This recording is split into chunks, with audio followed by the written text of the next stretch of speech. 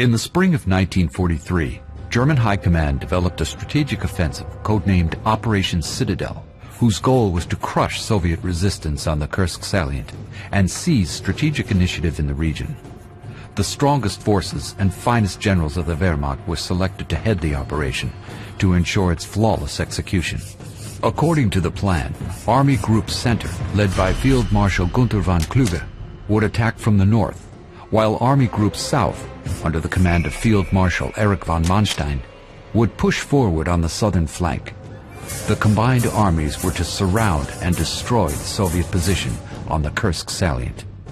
The Wehrmacht's main attack force consisted of 50 divisions, including 16 tank and motorized forces and various separate units totaling over 900,000 soldiers, about 10,000 heavy guns and mine throwers, and 2,700 tanks and assault guns.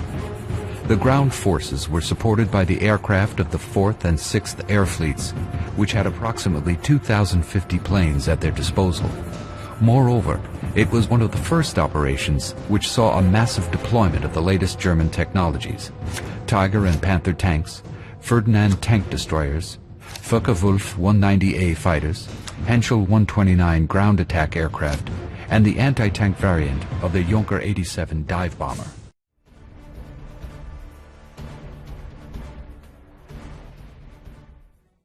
The crushing blow of the German army at Kharkov in March of 1943 resulted in a large pocket of Soviet land surrounded by German positions.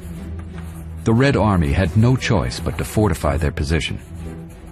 A total of 8 defensive lines were organized in the region, some of which exceeded 300 kilometers in length. Civilians worked alongside soldiers to help dig a total of 5,000 kilometers in trenches, anti-tank ditches, and escarpments. Key routes were mined with a density of approximately 1,500 mines per square kilometer. In the rears, the Soviets worked tirelessly to provide their fellow countrymen on the front lines with a constant supply of provisions, ammunition, and equipment.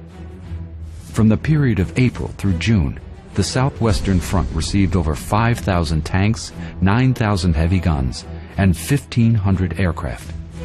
The Central Front, commanded by Army General Konstantin Rokossovsky, was tasked with the defense of the northern face of the Kursk salient, while the Voronezh Front, commanded by Army General Nikolai Vatutin, was deployed to the southern face. The Steppe Front, under the command of General Ivan Konev, waited in reserve at the rear.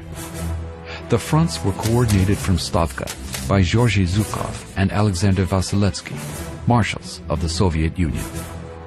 On July 4, 1943, at 4 o'clock p.m., a German force made up of 2 infantry, 2 tank, and 1 motorized division launched an attack on the outpost of the 6th Army Guard of the Voronezh Front.